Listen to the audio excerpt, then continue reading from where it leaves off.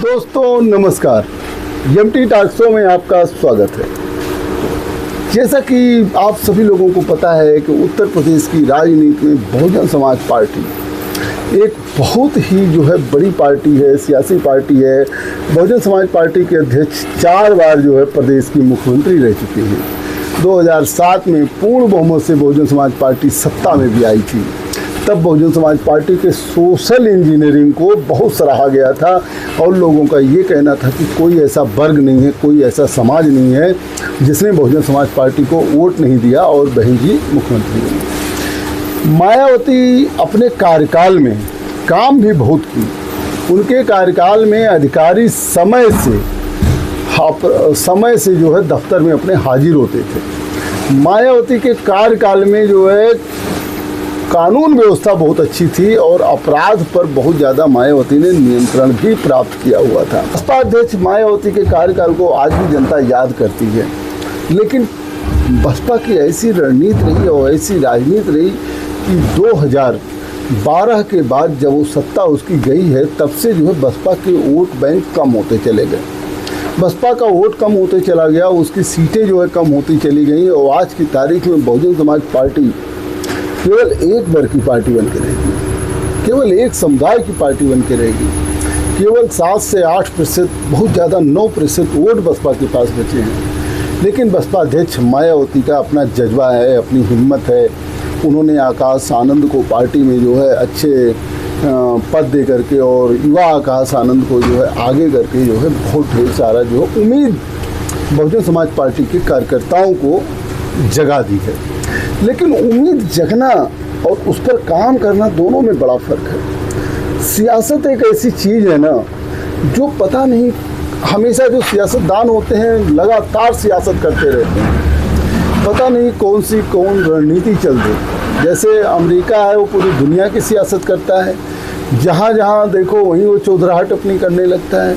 ऐसे डोमेस्टिक सियासत में भी होता है। कुछ ऐसी पार्टियाँ होती हैं जो हर जगह चौधराहट करती हैं।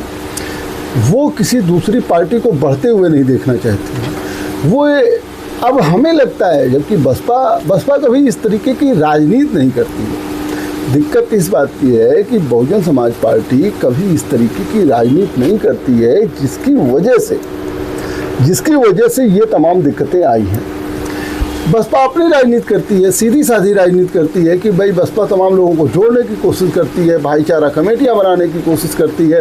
बसपा कभी दूसरी सियासी पार्टियों को कमज़ोर करने की कोशिश नहीं करती। लेकिन और तमाम पार्टियां हैं, वो बहुजन समाज पार्टी को या किसी दूसरी बढ़ती हुई पार्टियों को कमज़ोर करने की कोशिश करते हैं।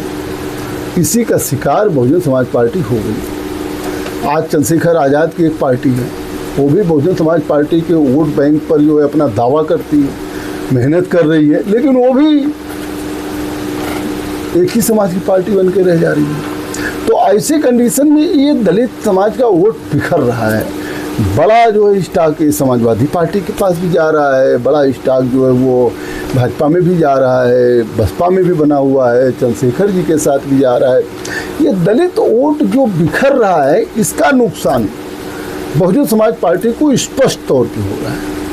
और ख़ास तौर से जब बहुजन समाज पार्टी अध्यक्षा समाजवादी पार्टी या समान विचारधारा, मैं कहता हूँ समाजवादी पार्टी का नाम ना लिया जाए, समान विचारधारा वाली जो पार्टियां हैं, जब उन पर हमला करती हैं तो उनके लिए और दिक्कत हो जाती है।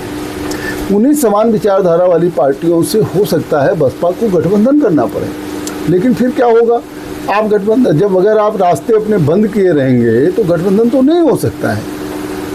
अपने रास्ते जो बंद करने वाली बातें आई हैं, यही दिक्कत कर रही है बहुजन समाज पार्टी को। अब बहुजन समाज पार्टी नेता मायावती हमेशा कांग्रेस या सपा को बोलती रहती हैं, थोड़ा सा उसमें समन्वय स्थापित करने के लिए भाजपा के ऊपर भी बोल देती है। लेकिन जिस तरीके से मुखर रहती हैं सपा के ऊपर, जिस तरीके से मुखर रहती हैं कांग्रेस के ऊपर और हमेशा आलोचनात्मक चीज़ें बोलती हैं, तो ऐसी कंडीशन में आगे उनसे गठबंधन कैसे हो सकता है? क्या समाजवादी पार्टी और कांग्रेस की कोई मजबूरी है कि बसपा से गठबंधन करे? ऐसी तो कोई मजबूरी उत्तर प्रदेश की राजनीति में दिख नहीं रही है। अगर उत्तर प्रदेश की राजनीति में बहुजन समाज पार्टी को सत्ता में वापस आना है तो इसके लिए एक ही चारा है कि इंडिया ब्लॉक में शामिल हो। इंडिया ब्लॉक में ना शामिल हो तो खुद गठबंधन के रास्ते तलाशे, छोटी छोटी पार्टियों से गठबंधन करने के तरीके तलाशे। लेकिन अगर बहुजन समाज पार्टी इसी भ्रम में रहेगी, बहुजन समाज पार्टी इसी भ्रम में रहेगी, करे आज नहीं तो कल हमारा दिन आएगा, आज नहीं तो कल हमारा दिन आएगा, कल और राजनीतिक सिचुएशन गड़बड़ाएगी, दूसरी तरीके की राजनीतिक सिचुएशन हो जाएगी। तो ऐसे आज नहीं कल हमारा दिन आएगा कहने के चक्कर में वो दिन ही नहीं आएगा, क्योंकि दिनों दिन हर पार्टी के नेता का जो एनर्जी लेवल है वो कम होता जाता है। भाई आज के 40 साल पहले हम दूसरे एनर्जी लेवल पर थे, 30 साल पहले दूसरे एनर्जी लेवल पर थे, 10 साल पहले दूसरे एनर्जी लेवल पर थे, आज दूसरे एनर्जी लेवल पर हैं।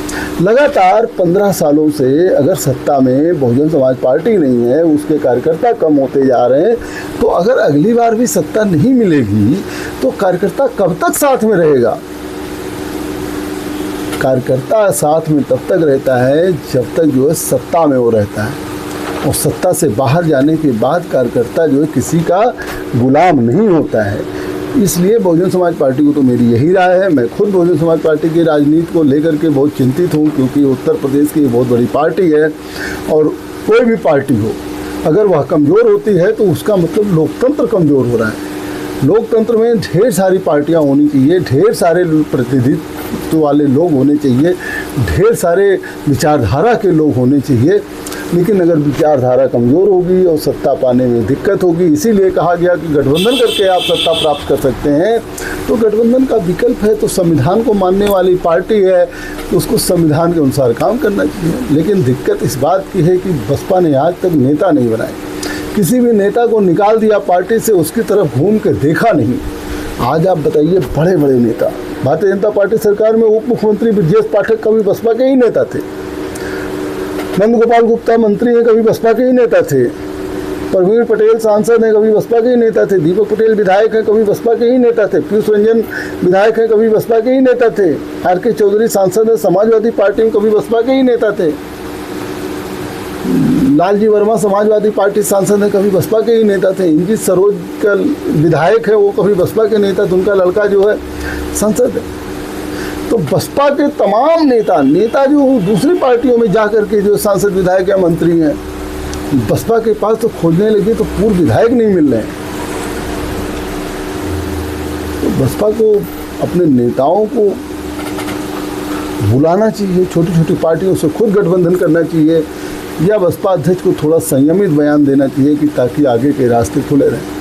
हालांकि बसपा नेता बहुत ही दूरदर्शी नेता हैं, वो बहुत ही समझदार नेता हैं, वो अच्छा बुरा अपनी पार्टी का समझती हैं और वो सोच के चलती हैं कि ऐसी कंडीशन होगी तो ऐसा होगा।